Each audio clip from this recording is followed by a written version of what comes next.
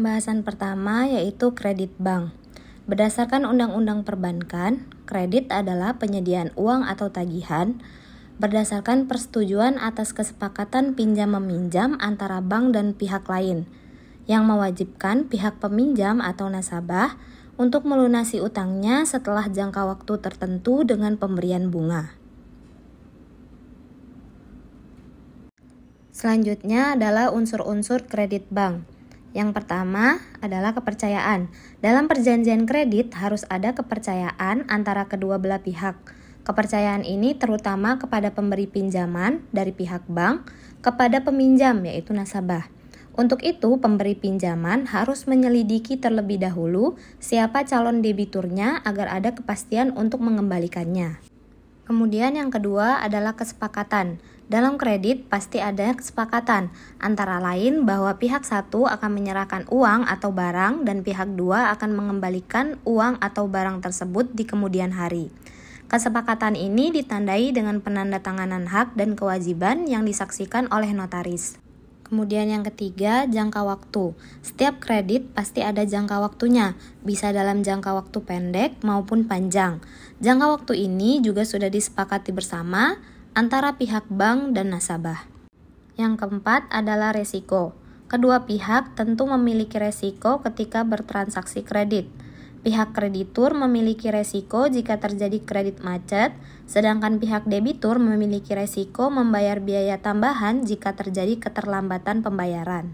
Poin terakhir adalah balas jasa. Tentu suatu institusi tidak memberi kredit secara cuma-cuma. Ada balas jasa yang sudah disepakati, entah itu disebut bunga, komisi, biaya administrasi, maupun bagi hasil. Selanjutnya pembahasan tentang tujuan kredit bank.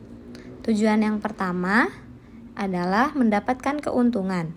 Tujuan utama dari layanan kredit tentunya adalah untuk mendapatkan keuntungan. Keuntungan ini diperoleh dari bunga yang diberikan kepada nasabah dari bank sebagai balas jasa telah memberikan kredit. Selain itu, keuntungan juga didapat dari biaya administrasi kredit yang dibebankan kepada nasabah.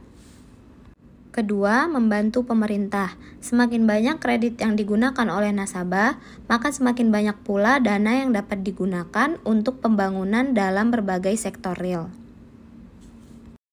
Yang ketiga, membantu bisnis nasabah. Selain bertujuan untuk membantu pemerintah, kredit juga bertujuan untuk membantu mengembangkan bisnis nasabah. Nasabah yang memerlukan dana untuk investasi ataupun untuk dana modal kerja bisa memanfaatkan kredit. Kemudian kita membahas tentang jenis-jenis kredit bank. Yang pertama, jenis kredit berdasarkan tujuan. 1. Kredit produktif. Ini adalah jenis pinjaman yang bisa digunakan untuk meningkatkan hasil pemasukan dengan membeli suatu aset. Contohnya, peminjam menggunakan uang dari kredit produktif untuk membeli properti yang disewakan atau menjadinya sebagai modal usaha sehingga mendapatkan uang. Kedua, kredit konsumtif. Berbeda dengan kredit produktif, jenis kredit ini digunakan untuk kebutuhan yang sifatnya pribadi. Misalnya, pembelian kendaraan pribadi, alat elektronik, atau membayar tagihan rumah.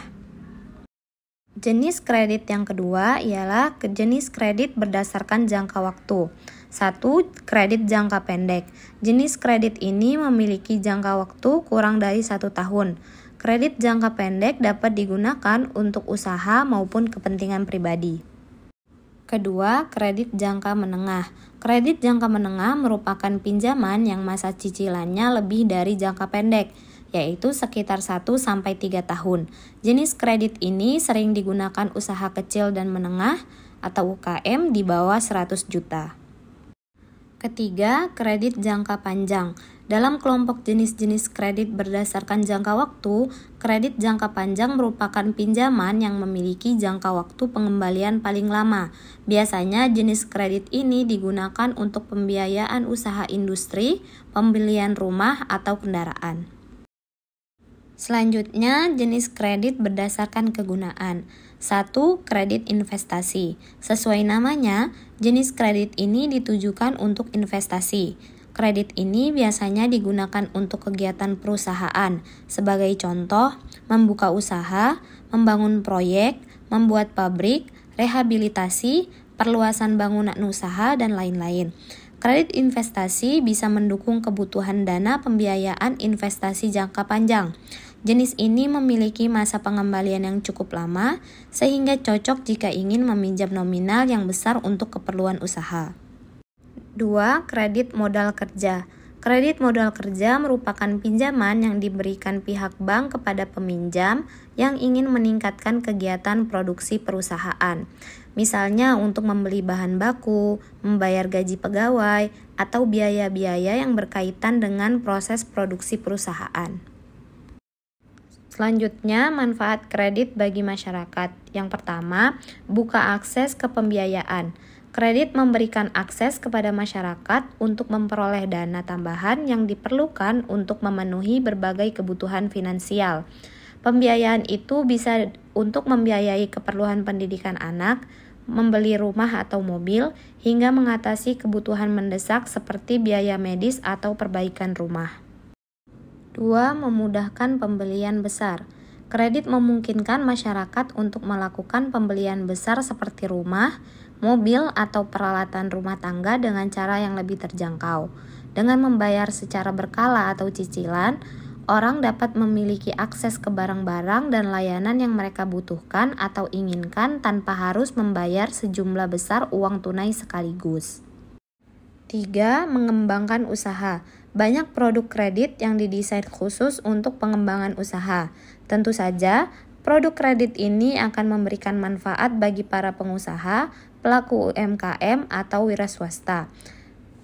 Nah, bagi kamu yang ingin memulai atau mengembangkan bisnis mereka, kredit dapat memberikan modal awal yang dibutuhkan untuk membeli inventaris, peralatan, atau modal kerja.